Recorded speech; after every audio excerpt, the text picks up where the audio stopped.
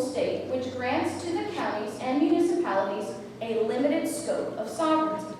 This is acknowledged by the language of Arkansas Code and the classification of the county as a body politic.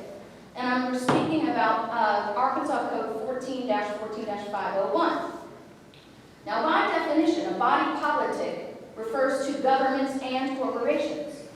When applied to the government, this phrase signifies a state, which is, by definition, an independent sovereign body.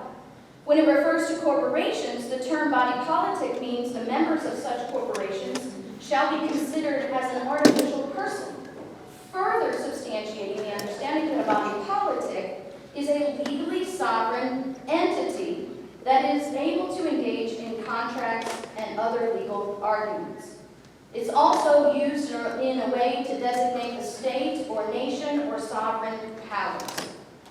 If the county did not have a certain degree of sovereignty, how could it legally fulfill its obligation to the people under codes 14-14801 and 14-42307?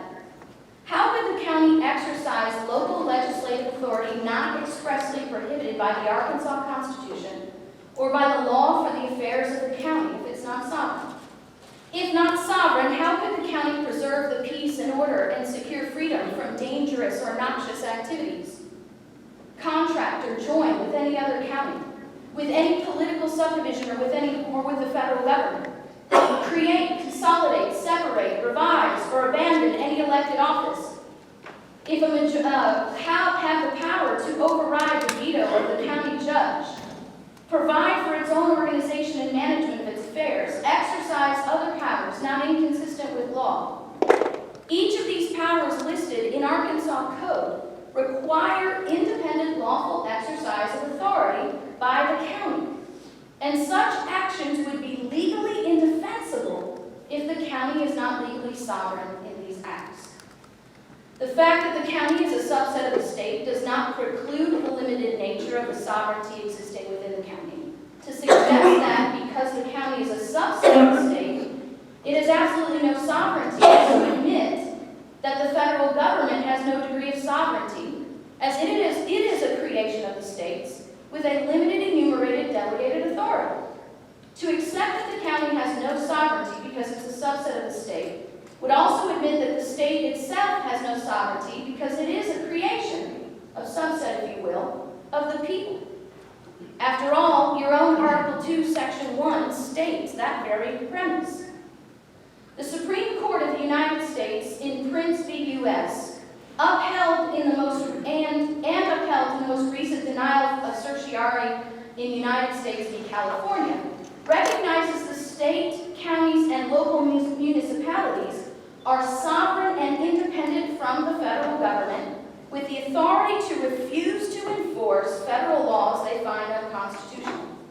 In this opinion, Prince v. U.S., the court quotes James Madison in Federalist 39, stating, "The local or municipal authorities form distinct and independent portions of supremacy, no more subject within their respective spheres to the general authority than the general authority is subject to them within their own sphere."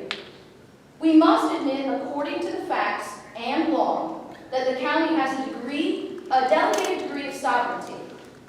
But I submit to you that sovereignty is not even necessary for the county to consider or adopt all or portions of this proposed ordinance, as there is nothing in this ordinance that is new or unique to a particular county.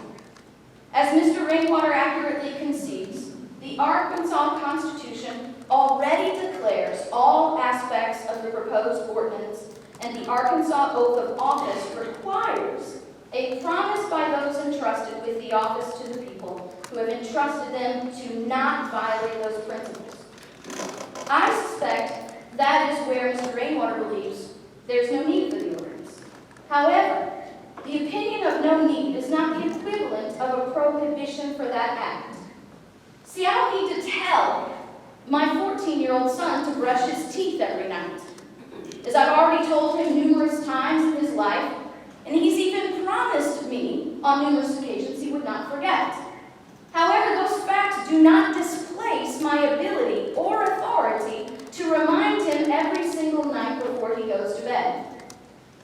would I do what there is no need to do? Because I feel it is proper for me as the origin of that power. Remember, Article 2, Section 1 of your Constitution says, all political power is inherent in the people, and government is instituted for their protection, security, and benefit. They have the right to alter, reform, or abolish the same in such manner as they may think proper.